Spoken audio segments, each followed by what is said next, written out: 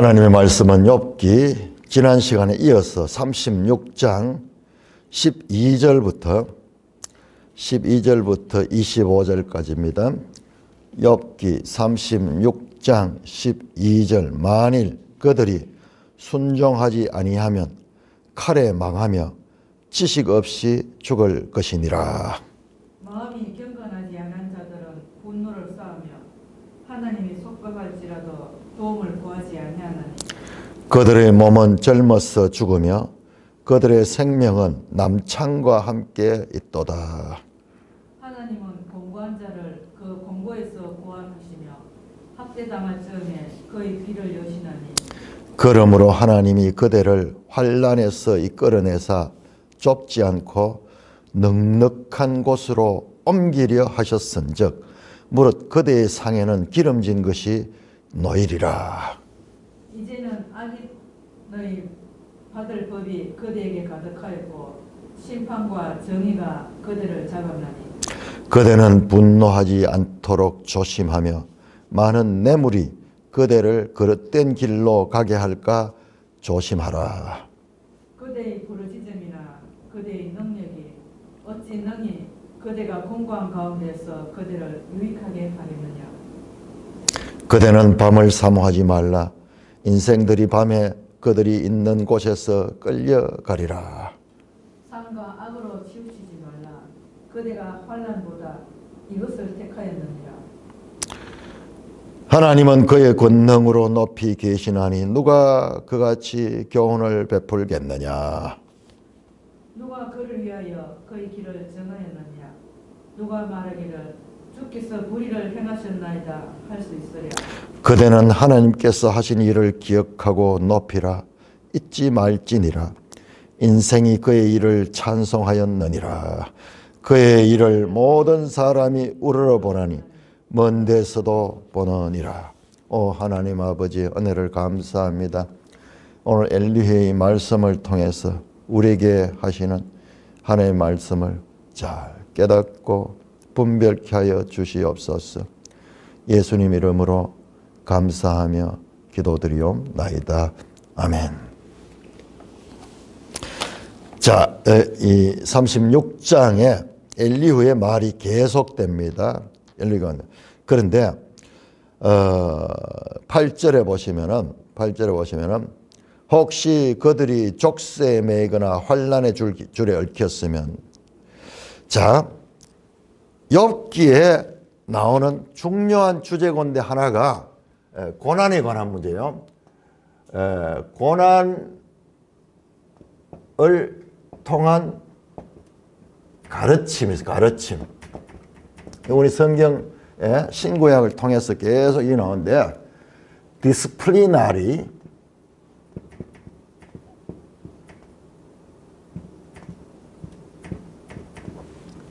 서플링. 자, 우리 이런 지식은요 참 놀라운 거거든요. 디스플리나리 서플링. 고난을 통해서 하나님이 가르치시는 거예요. 욥도 그와 같이 말씀하세요. 23장 10절에서 그렇게 말하죠. 내가 이 환난의 길을 통과한 후에는 내가 정금같이 되어 나올 것이다. 단련받은 후에 순금같이 될 것이다. 또 엘리바스도 그와 같이, 엘리바스도 5장에 하나님은 이 아프게 하시다가 삼해시고 또 삼해시고 그들을 깨우치시게 한다. 5장에 나옵니다. 우리 한번 찾아볼까요? 5장에 그렇네요. 5장 17절. 볼지어다 하나님께 징계받는 자에게는 복이 있다. 와, 놀랍잖아요. 그런즉 너는 전능자의 징계를 업신여기지 말지니라. 하나님의 징계는 결과적으로 우리를 복으로 이끌어주는 거예요. 징계. 그러니까 엘리후의 이게 엘리바스의 이야기거든요. 세 친구 신학자 가운데 엘리바스 이야기가 틀린 게 아니에요. 이게 하나님의 이 히브리서 12장의 이야기는 하나님의 말씀과 똑같은 거예요. 히브리 시장에서 하나님은 그 사랑하는 자를 징계하신다.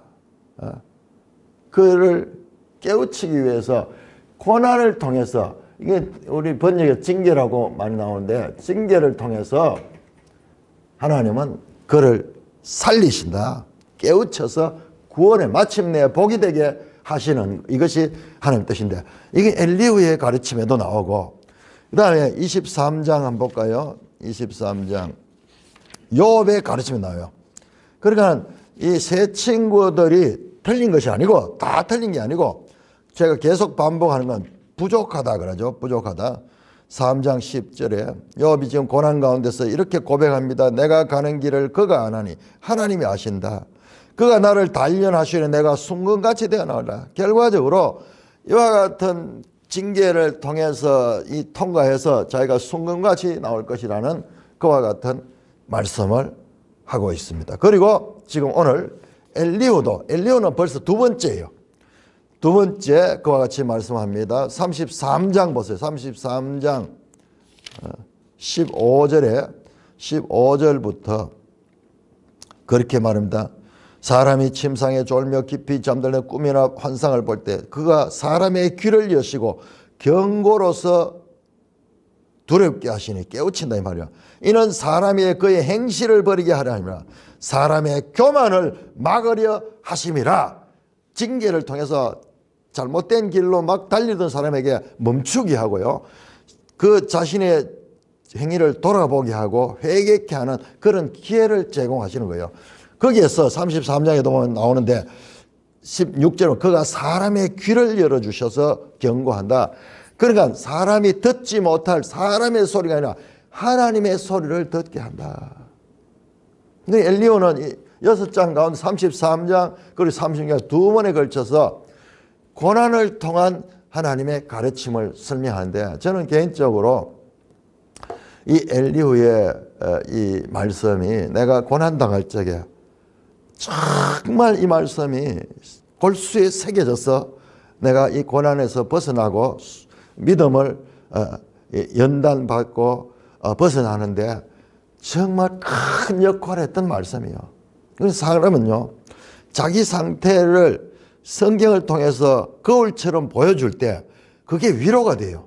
그게 없으면은 그냥 깜깜한 절망이고 언제까지 어디까지 이 깜깜한 터널이 언제 끝이 나는지 알 수 없기 때문에 지쳐버리는데, 그런데 놀랍게도 고난이 하나님의 교육적인 의미가 있다. 이 말은요, 네가 하나님의 사람이라는 이야기잖아요. 하나님의 사람이기 때문에 하나님이 네에게 고난이라는 교육을 통해서 너를 바른 길로 가기 위해서 이 고난을 준다 하는 것을 알게 될 적에 비록 현재의 아픔은 힘들고 어렵지만은, 그리고 언제 끝날지 모르지만은 그게요, 새로운 힘을 줘요. 내가 하나님을 통해서 고난을 받구나. 하나님이 나를 지금 가르치는 것은 나를 구원하기 위해서, 나를 더 하나님께서 사랑하기 때문에 이런 이 고난을 주는구나. 이런 위로가 히브리서 12장과 더불어서 얼마나 위로가 되는지 몰라. 얼마나 위로되는지 몰라. 그래서 내가 힘을 가지고, 이 말씀은 내 속에 박혀 있는 거예요. 뒤에도 보면 나옵니다. 계속해서 족쇄에 매이거나 환난 8절이죠. 그들의 소행과 악행과 그들의 행위를 알게 하시. 교만한 행위를, 자기가 교만한지도 모르는 거야. 그냥 세상적으로 자기 생각대로 살아가면서, 그런데 하나님이 그들에게 족쇄에 매거나 환난의 줄에 얽히는 거야. 잘 되던 일이 안 되는 거예요. 자동차 같으면 잘 가던 자동차가 고장이 나보는 거예요. 우리가 마음대로 막 달리고 생각하고 먹고 마시고 막 이렇게 살았는데 갑자기 몸에 병이 나보는 거예요. 그러면은 모든 게 올 수도 없대. 사업이 잘 되던 사람이 사업이 부도가 나고 경제적으로 쪼달리게 돼서 뭐 차비도 없이 그래가지고 먹을 것 걱정하면서 이런 순간, 그때 말씀하잖아요. 그때 하나님은 그들의 소행과 악행과 자신들의 교만한 행위를 알게 하시고, 그때 그들의 귀를 열어 교훈을 듣게 한다. 바로 이거잖아요. 10절에 보면 그들의 귀를 열어준다. 앞에 33장에서 나왔잖아요. 이 고난은 하나님의 소리를 듣게 하는 신비한 하나님의 교육 수단을 하는 거예요. C.S. 루이스라는 금세기 아주 유명한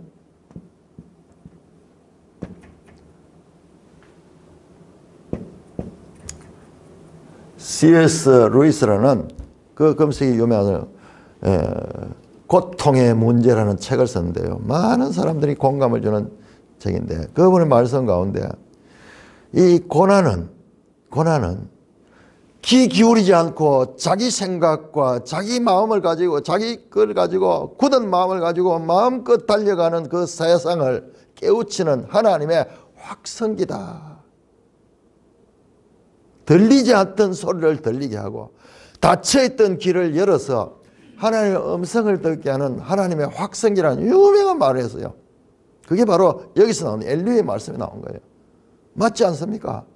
맞지 않습니까? 자, 미국에 벌써 그게 10년이 넘었습니다. 10년이 2000년도 하면 20년이 다 됐네요. 참 세상에 우리가 이 땅에 사는 시간은 잠깐이에요. 9.11 사건이 일어났잖아요. 미국에 그 상동이 빌딩이 그 테러 범위에서 폭발되면서 수천 명이 죽었잖아요. 마치 지구에 종말이 오는 듯한 하나의 단편을 그 건물이 무너지면서 그걸 봤잖아요. 그 사건 이후에요. 갑자기 교회에 주일 예배에 평소에 교회 안 나가는 사람들 미국 사람들 가운데는요 많은 사람들이 크리스찬이에요. 그렇지만 교회 안 나가고 신앙이 하나의 습관적인 부모로부터 물려받은 그런 습관적인 그런 신앙인들이 많았는데 그 사건이 예배당마다 사람들이 많이 모였다. 그 이후에는 어떻게 된지 몰라요. 아마 다 빠져나갔을 거예요. 뭔가 우리 힘으로 해결할 수 없고 그리고 우리의 능력으로 감당할 수 없는 일을 당할 때는 하나님을 찾게 되는 거야. 그러니까 귀를 열어 교훈을 듣게 하는 거야. 우리 기독교는 말씀의 이 종교이기 때문에 이 말씀 안에서 새로 보는 거예요. 새로 보는 거예요. 그래서 쫙에서 돌아오게 만일 11절에 그들이 순종하여 섬기면 형통한 날을 보내며 즐거운 해를 지낼 것이다. 앞에 33장에서도 나왔죠. 33장에서도 만일 1천 천사 가운데 하나가 중보자로 있어서 그렇게 하면 그가 다시 회복되는 생명의 빛으로 나가는 33장 23절부터 33장도 참 놀라운 말씀이에요. 놀라운. 다시 구원으로 나가는 하나님이 세상을 이처럼 사랑하사 독생자를 그는 믿는 자마다 구원을 얻게 하려면 요한복음이 그 안에서 나왔잖아요. 하나님이 고난을 통한 가르침이에요. 하나님 말씀을 듣게 하는 거예요. 그래서 11절에 만일 그들이 순종하여 섬기면 형통한 날을 보내며 즐거운 해를 지낼 것이며 만일 그들이 순종하지 않으면 칼에 망하며 지식 없이 죽을 것이니라. 이와 같은 징계가 한 사람은 구원의 길로 나가게 하고 한 사람은 계속 절망하고 그 다음에 원망하고 탄식하고 하나님을 대드는 사람들이 많이 있어요. 우리 계시록을 보면요. 끝까지 이 환란이 있어도요. 하늘을 향해 가지고 분노하고 욕하고 될 대로 되라 그러면서 저주를 퍼붓는 그런 무리들이 있다니까요. 그러니까 이게 하나님 택한 백성인가 아닌가 그런 데서 구별되는 거예요. 택한 백성은 이 고난의 때 하나님의 품으로 파고들어요. 지금 욥이 그렇잖아요. 욥이 그렇잖아요. 욥이 막 때때로 막 거친 은사를 쓰고 그랬지만요.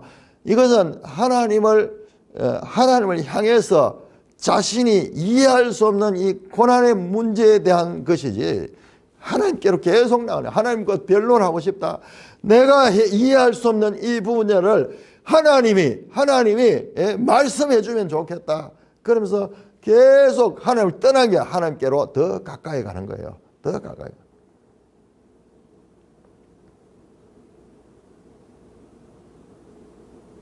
자, 12절입니다. 12절. 만일 그들이 순종하면 칼에 망하며 지식 없이 올 거다. 그러니까는 이 고난의 길을 통해서 하나는 생명으로 가는 자가 있고 하나는 사망으로 가는 자가 있다. 멸망으로 가는 자가 있고 그리고 생명으로 가는 자가 있다. 그렇죠? 자, 13절입니다. 13절. 마음이 경건하지 않은 자는 분노를 사하며 하나님이 속박할지라도 도움을 구하지 않는다. 바로 이거예요. 족쇄에 매이거나 환난의 그 줄에 속박을 당하지만은, 그러나 하나님을 찾지 않고 분노하고 도움을 구하지 않고 끝까지 자기 의에 사로잡혀서 오히려 왜 내한테 이런 일을, 신이 있다면 왜 이런 일을 내한테 빼는 거, 그러면 하나님에 대해서 분노하고 도움을 구하지 않고 심지어는 하나님을 향하여 저주하는 그런 생명들이 있습니다. 그 결과 어떻게 그들의 몸은 젊어서 죽으며 그들의 생명은 남창과 함께 있도다. 그런 거는 일찍 요절할 수 있으며, 이런 면에서는 아주 엘리후가 그 인과응보적이죠. 젊어서 죽으며 그들의 생명은 남창과 있다. 이게 무슨 말이냐 하면, 남창하는 것은 이 고대의 그런 신전에 이런 그 이 매춘부예요. 남자 매춘. 희한하죠.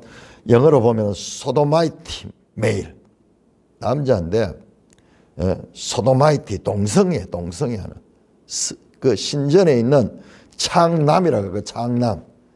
참 희한한 게 있죠. 우리는 대한민국에서는 그런 걸 본 적이 없어요. 그런데 최근 들어 갑자기 동성애가 어떠고 저떠고 이런 이야기를 하는데, 그러니까 제일 모욕적이고 수치스러운 죽음을 가리키는 표현입니다. 자, 그런데 여기에서 자세히 보시면요, 지금까지 보면은 인칭이 전부 다 누구냐? 그들이라고 나왔어요. 자, 8절부터 그들이, 9절 그들의 그들 3인칭 복수로 나왔죠. 그런데 여기에서 17절 이하로 한번 보세요. 17절 이하에 되면은, 이제는 악인이 받을 벌이 그대에게 가득하였고 심판과 정의가 그대를 삼았느니, 2인칭 단수로 나와. 2인칭 단수. 그대에게, 당신에게, 당신의 영어로 you예요. 너에게 나오는. 앞에서는 그들 하는 건 사람 보편적인 대상을 가리켜 말했고, 그런데 이 17절 이후에는 욥에 대해서 말하고 있는 거예요. 욥에 대해서 말하는 거예요. 그러니까는 지금 이 이야기는 문맥을 보면은 욥을 겨냥해서 지금 말하고 있는 거예요. 욥을 겨냥해서 말하고 있다라는 것을 알 수 있습니다. 욥, 너는 왜 고난을 통해서 지금 교훈을 받고 있지 않는가 하는 그런 식으로 말씀합니다.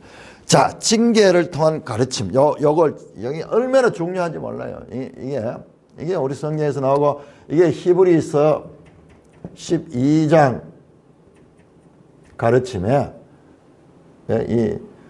아주 중요한 거죠. 징계는 다 받는 것이거든. 징계가 없으면 사생자요, 하나님 자녀요. 하물며 세상의 부모들도 그 자녀를 바른 길로 가기 위해서 징계하거늘 하나님은 더 크게 하신다. 그래서 이 징계를 통한 가르침은 성경의 일반적인 내용이에요. 그런데 이 기원이 어디냐 하면, 이 징계를 통한 가르침의 기원이 잠언 3장이에요. 잠언 3장. 잠언 3장. 우리 한번 찾아볼까요? 잠언 3장.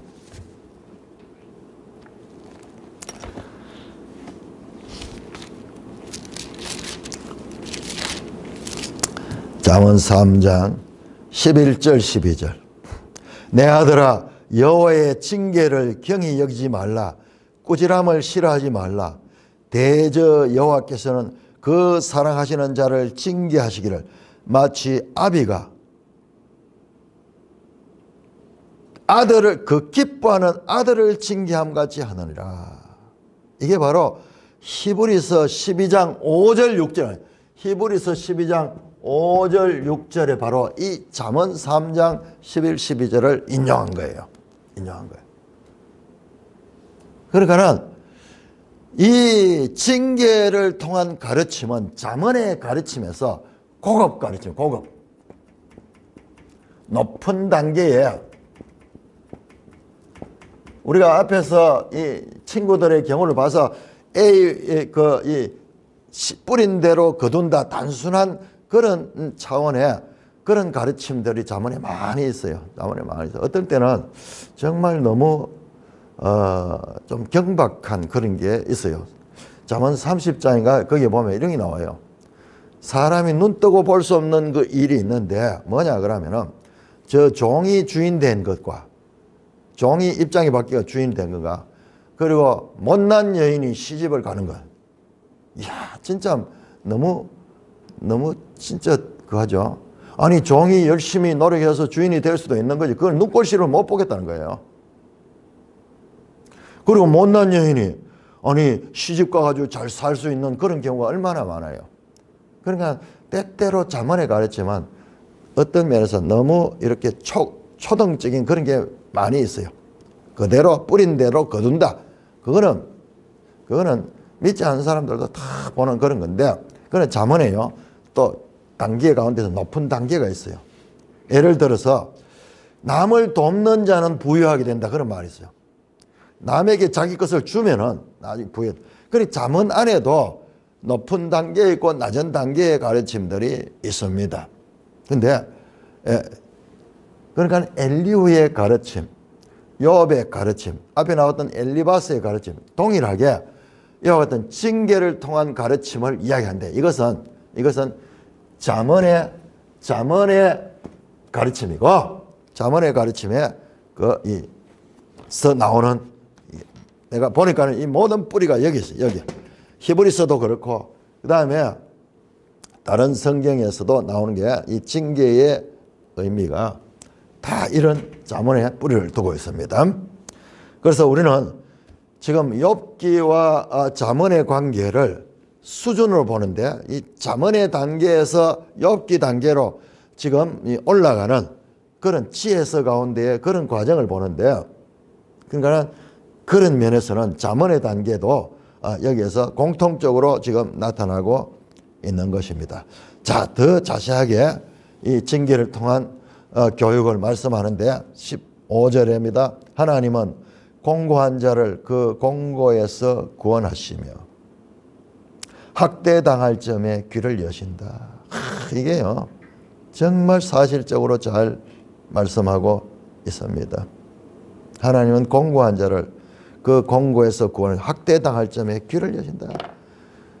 고난을 통해서 공고하게 되고 학대를 당하여서 쫓김바 되고 이 세상에서 망하는 것 같은 그 상황 때 그때 하나님은 하나님의 백성들의 귀를 열어주신 거예요. 이게 33장 11절에도 나왔던 말씀이고 그리고 우리 앞에 바로 오늘 본문 36장 10절에 또 나왔죠. 고난은 하나님의 확성기다. 고난은 하나님의 확성기라는 이 C.S. 루이스의 이 말이 여기서 나오는 거예요. 여기 나오는 거예요. 놀라운 이 깨달음이죠. 이게 엘리후의 말은 엘리후의 말. 그러니까 엘리후의 말은 한편으로 이 잠언적인 그런 수준에 있지만은 그러나 그 부분을 정교하게 잘 표현해서 우리에게 우리가 깨달을 수 없는 그런 진리를 가르쳐 주고 있습니다.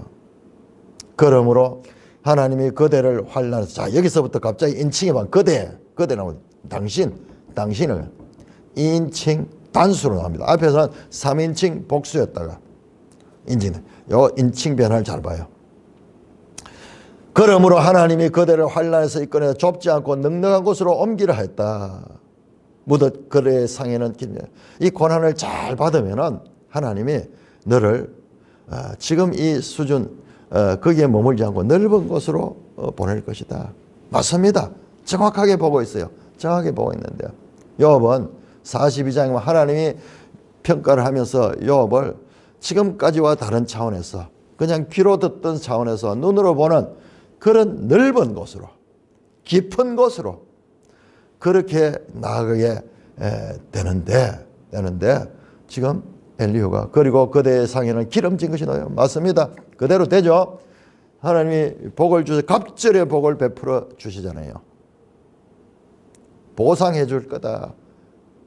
자 그런데 문제는 이 맞는 말이 문제는 욥에게 적용되지 않는 이야기예요. 욥을 이렇게 말합니다. 17절에 악인이 받을 벌이 그에게 가득했고 심판의 정의가 그들을 잡았다. 그러면서 이 좋은 말을 적용을 시키는데 욥에게는 어울리지 않는 말로 지금 적용하고 있습니다. 자, 그 가기 전에요. 이 엘리후의 말이 얼마나 놀라운지요. 이게 시편의 말씀이에요. 16절 하나님이 그들을 환난에서 이끌어내서 연단시켜 징계를 통해서 여기서 다 하나님 구원하는데 구원받은 후에는 차원이 달라요. 좁은 곳에 있지 않고 넉넉한 곳으로 옮기게 한다. 무릇 그대의 상에는 기름진 것이 놓이라. 마치 훈련을 통과하고 그 다음에 영광에 이르듯이 공부하는 사람이 열심히 공부해가지고 시험을 치고 난 다음에 그 다음에 합격이 되면은 그에게 좋은 보상이 오잖아요. 이 세상에 모든 게 그렇잖아요. 운동선수들도 지금 저런 세계적인 선수가 되기 위해서는 얼마나 보이지 않는 많은 훈련을 하잖아요. 그 다음에 나중에 너무 큰 영광을 받죠. 일반인들과 비교할 수 없잖아요. 일반인 받는 연봉이나 이런 거 비교할 수 없는 수백 배, 수천 배 이 보상을 몇 천억 받잖아요. 손흥민 같은 선수는 뭐 수천억을 받아, 수천억을. 이 환란의 과정, 연단의 과정, 단련의 과정을 거친 다음에 세상적으로도 그런 보상이 있는데 영적으로도 마찬가지예요. 자, 이 말씀은 너무나 놀라운 것이죠. 우리 다시 한번 시편을 보겠습니다. 시편 세 군데를 찾아보겠습니다. 이게 엘리후의 말이 시편에 나오는 내용과 동일합니다. 시편 18편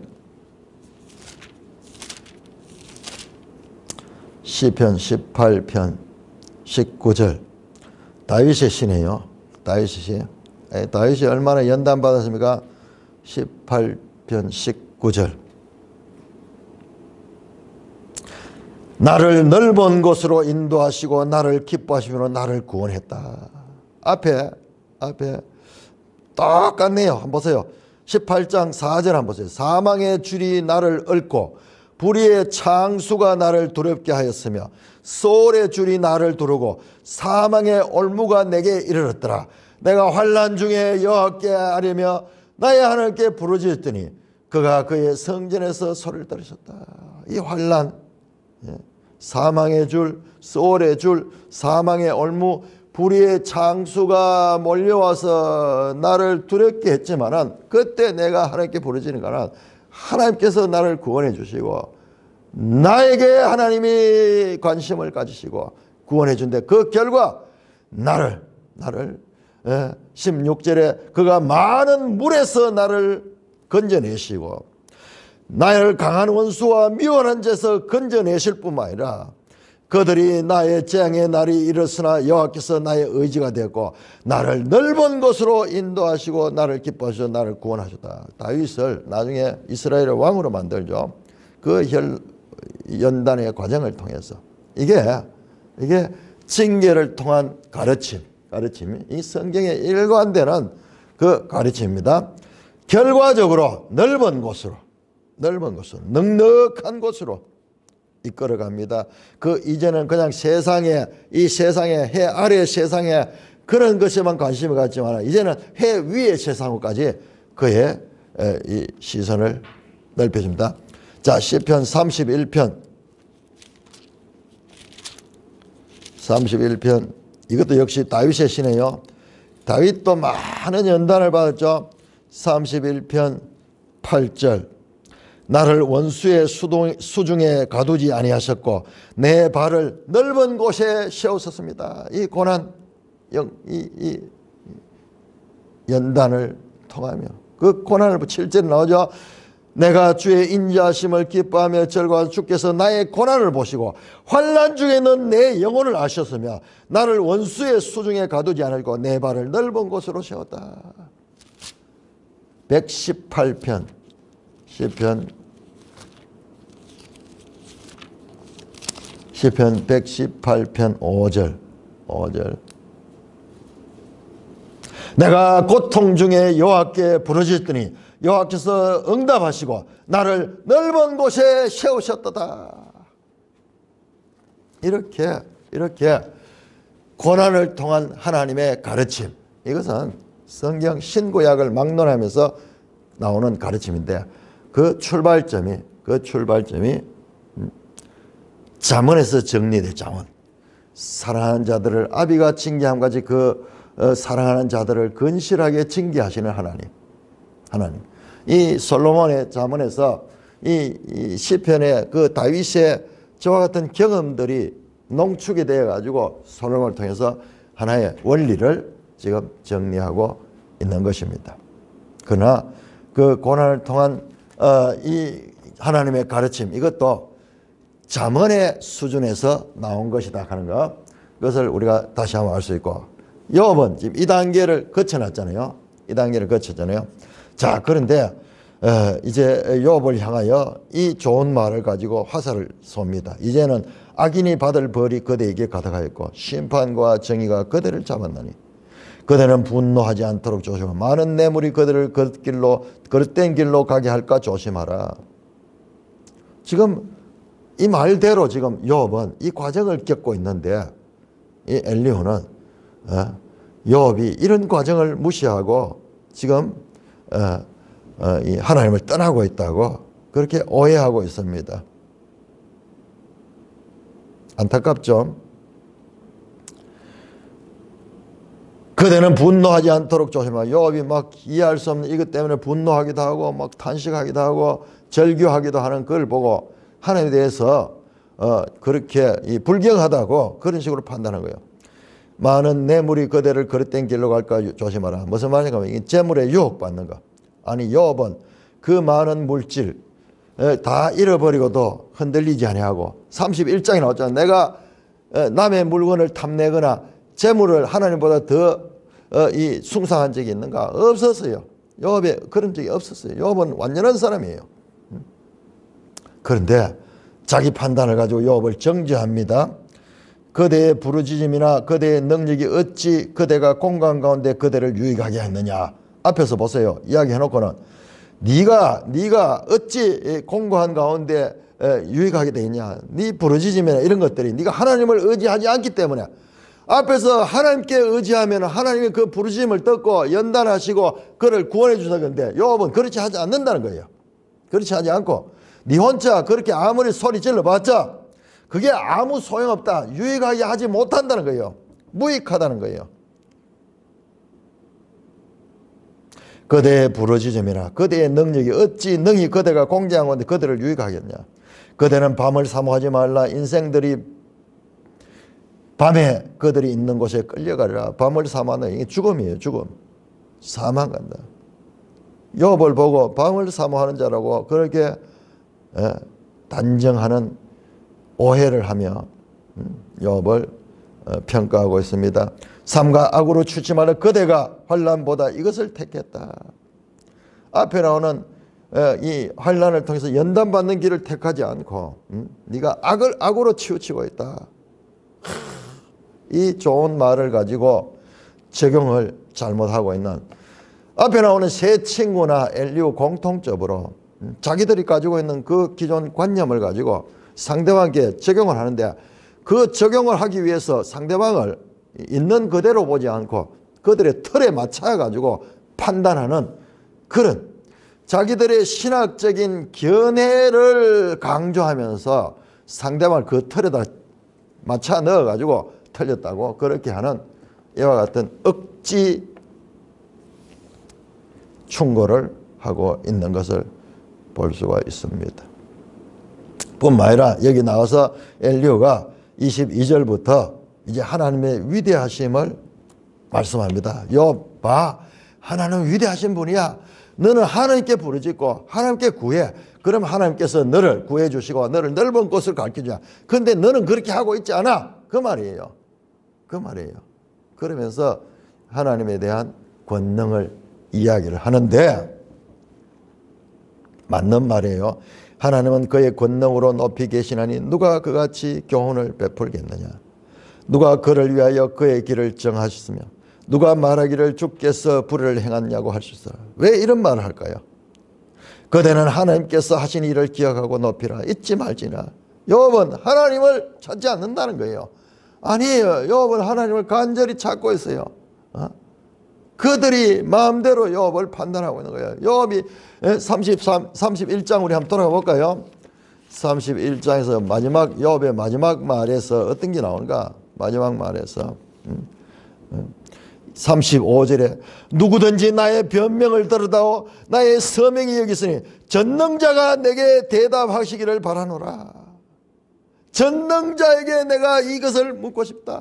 하나님 가르쳐 주시오. 하나님, 내가 받는 이 고난의 의미가 무엇이고 이게 왜 이런 일이 난지. 친구들은 와서 전부 나를 정죄하고 판단하며 나의 위로가 아니라 재앙을 주는 위로자들인데, 하나님, 내 이 아픔, 내 이 억울함, 이 친구들의 오해에서 나를 풀어주시고 변호해 주세요. 하나님 아시지 않습니까? 떳떳하게 하나님 앞에 그와 갖고 있는데 하나님께 그가 구하지 않는다고. 그대는 하나님께서 하신 일을 기하고 높이라. 잊지 말지나. 아니, 좋은 말을 가지고 상대방이 지금 속도 모르고 욥은 끝까지 인내로서 하나님을 떠나지 아니하는 인물이에요. 가장 완벽한 인물이에요. 야고보서도 말하잖아요. 욥의 인내를 봐라. 그런데 오해하면서 그 욥에게 좋은 말을 가지고 욥을 오해합니다. 인생이 그의 일을 찬송하였느라 그의 일을 모든 사람이 우러나 먼 데서도 보느니라. 무슨 말? 하나님의 위대함을 말하는데, 자, 이 말씀은요, 이 말씀은 36장 22절에서 37장 24절, 즉 엘리후의 마지막 말이에요. 마지막 발언이에요. 마지막 발언은 뭐냐 하면 주제가 하나님은 위대하시다. 맞죠? 그런데 그래서 어쨌다는 거예요. 욥이 하나님을 위대하다고 보지 않았던 적이 있습니까? 다 욥이 하나님을 무시하고 있다. 하나님을 무시하고 있으니까는 하나님은 위대하신 분이야. 너는 하나님께 돌아와 회개하고 그렇게 해라. 앞에 나온 세 친구도 마찬가지예요. 회개해야 돼. 너는 하나님 앞에 뭔가 죄를 짓기 때문에 이런 재앙을 당하기 때문에 회개해야 돼. 하나님 위대하시다. 다 이야기하는 거야. 욥도 하나님은 위대하시요. 하나님 앞에 누가 의롭다 하며 그 하나님 앞에 누가 감히 나설 수 있겠는가? 욥이 하나님을 그러면은 소홀히 생각했는가요? 아닙니다. 욥만큼 하나님의 인정을 받은 자가 없어요. 그런데 자기 기준을 가지고 이야기를 하면서, 그런데 놀랍게도 이 말씀들은 하나님의 위대하심을 이야기하는데, 이게 이제 38장부터 하나님이 직접 등장하거든요. 그 하나님의 말씀과 너무 유사해요. 너무 유사합니다. 자, 한번 볼까요? 자, 수사 의문문을 계속 씁니다. 22절에 하나님은 그의 권능으로 높이 계시는 누가 그같이 교훈을 베풀겠느냐. 이 말은 질문이 아니에요. 수사 의문문은 질문의 형식을 빌어서 하나님을 높이는 그와 같은 표현이죠. 누가 그같이 교훈을, 아무도 베풀 사람 없다. 사람으로 할 수 없다. 오직 하나님만 할 수 있다. 누가 그를 위하여 길을 정하였느냐. 이게 누가 하는 단어가 히브리어로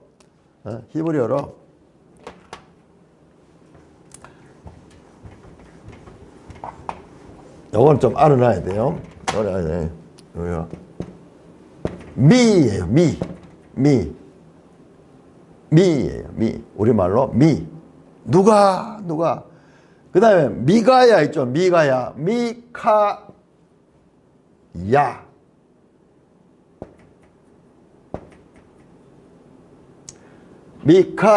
미카야거든요. 이게 미카야. 야훼 갈 때 야훼. 누가 여호와와 같은가? 미카엘 있죠. 미카엘. 누가 하나님과 같은가는 뜻이에요. 미카야. 예? 누가 하는 거예요. 그 말은 이 자체가 하나님의 위대하시다는 것을 알리는 그런 표현이에요. 미카야, 누가 하나님 여호와와 같은가? 미카엘, 누가 하나님과 같은가? 천사 이름도 천사장 이름 미카엘이잖아요. 하나님은 위대하시다는 말이에요. 하나님은 위대하시다. 그리고 이 수사 의문문, 누가 누가 그를 위하여 그의 길을 정했는가? 누가 말하기를 주께서 불을 행하시가? 기억나는 거 없습니까? 사도 바울이 로마서 11장 33절 36절에서 누가 그를 아시나? 깊도다 지혜와 지식에 부여하며 누가 그의 길을 하며 누가 그에게 도움을 드리며 누가 그에게 이 도움을 받겠는가? 이 말씀들이 바로 하나님에 대한 극도의 감탄과 찬송과 위대함을 노래할 적에 나오는 표현이에요. 자, 우리 이사야 40편 한번 볼까요? 이사야 40장.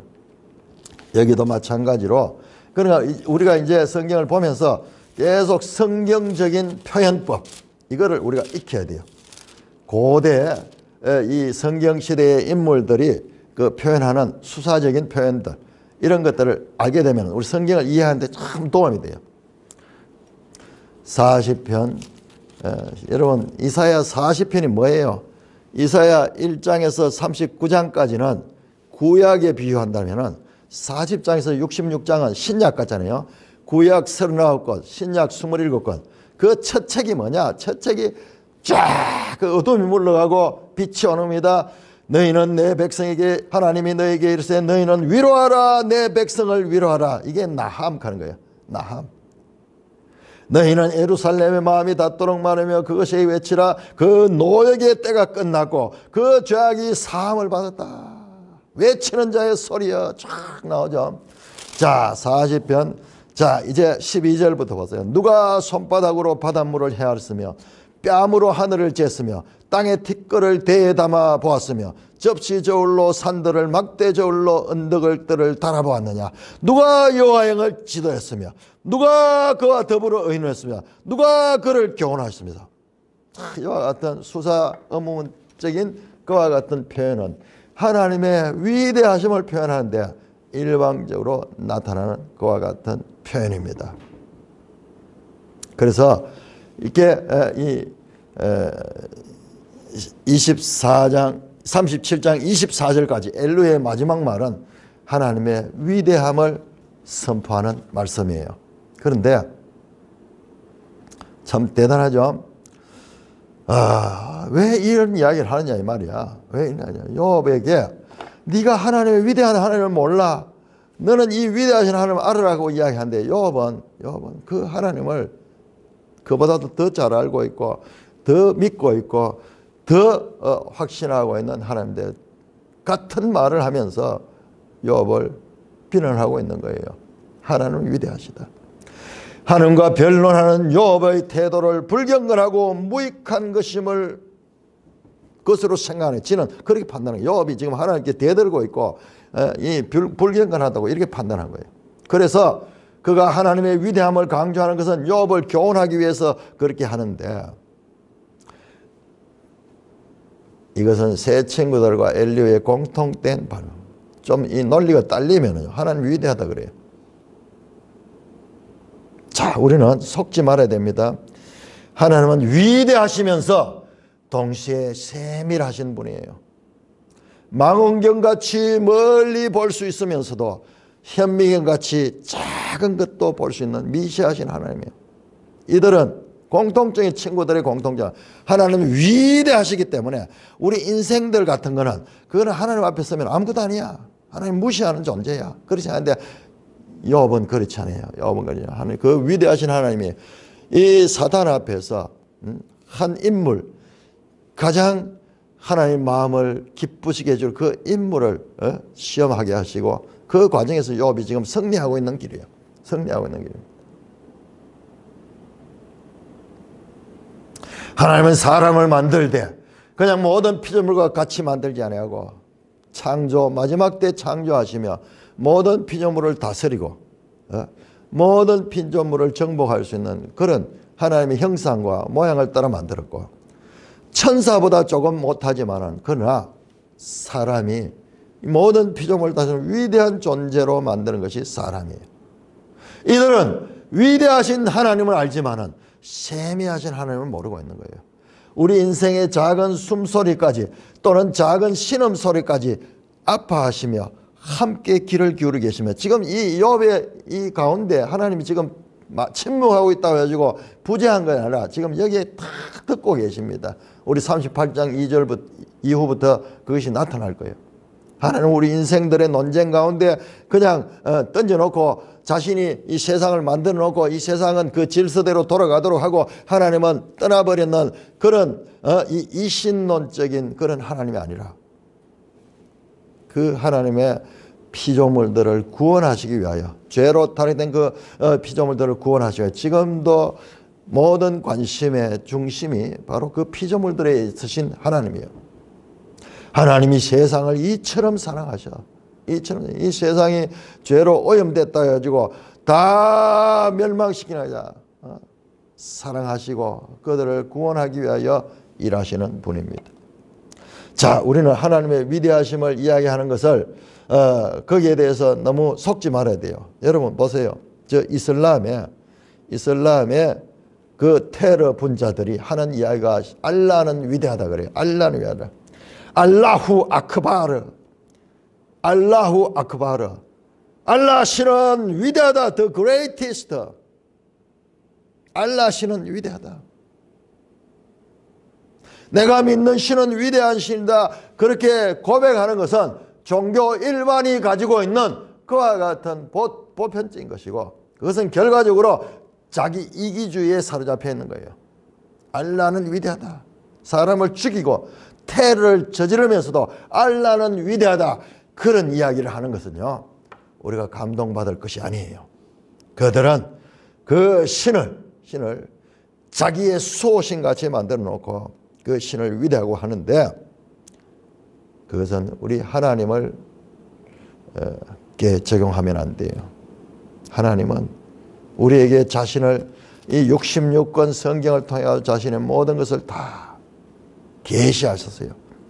하나님이 그 아들을 땅에 보내셔 비천하게 하시며 죽기까지 해서 구원하시고 사랑하시는 이 세상이에요. 이 세상. 마귀가 지배하고 있다 해가지고 이 세상을 버린 게 아니에요. 마귀조차도 하나님의 도구로 사용되고 있습니다. 우리 잘 알아야 됩니다. 마귀는 우리 1장 2장에 등장했다가 사단은 그 뒤로 전혀 나타나지 않고 모든 일은 하나님 하셨다고 이야기하는 것을 우리가 볼 수가 있는 것입니다. 하나님의 위대하심에 욥 같은 죄인이 회개하지 않고 항변하는 것은 불경이요 반역적인 죄를 짓고 있다고 엘리야는 지금 초월적 하나님을 나열하고 있지만은 그러나 이것은 이 좋은 말을 가지고 욥에게는 맞지 않는 그런 말입니다. 예수님께서도 그 고난 가운데 그렇게 말씀하신 시편으로 기도했잖아요. 하나님 나의 하나님 엘리 라마 어찌하여 사박단이 나를 버리셨나이까. 어찌하여 알 수 없는 이 하나님의 학대 하나님의 버리심에 이 기도하셨잖아요. 이와 같은 이 자신이 당하고 있는 문제들에 대해서 하나님께 질문하고 하나님의 뜻을 구하는 것은 불경건이 아니고 하나님 기뻐하시는 거예요. 왜? 이 과정을 통해서 앞에서 나왔듯이 정말 넓은 곳으로 가게 되기 때문입니다. 우리 성도의 삶에 있어서도 이와 같은 환난과 이런 것들을 통과한 자들은 그 이전과 달라지는 삶을 살게 되는 거죠. 자, 우리는 이제 엘리후의 말의 마지막 단계로 들어가겠는데 36장 26 계속해서 이 하나님의 위대하심을 말씀하게 될 것이고 그 다음에 38장에 나오면 하나님도 나와서 의문문 누가 이 모든 것을 지었느냐, 누가 저 하늘의 별들을 지으며 누가 저 바다를 만들었으며 누가 저 산을 만들고 누가 저 들짐승들을 키우고 누가 하느냐 계속 수사 의문문에 질문을 하게 됩니다. 한편으로 보면은 이 엘리후의 이 질문들은 하나님의 등장을 예배하는 그런 중간 과정 같은 느낌도 들기도 합니다. 하나님의 위대하신, 하나님의 초월적이신 그와 같은 말을 엘리후가 마지막 하게 되는 것. 37장은 36장 이후부터 그 부분은 우리가 내일 다음 시간에 살펴보도록 하겠습니다. 찬송가 73장입니다.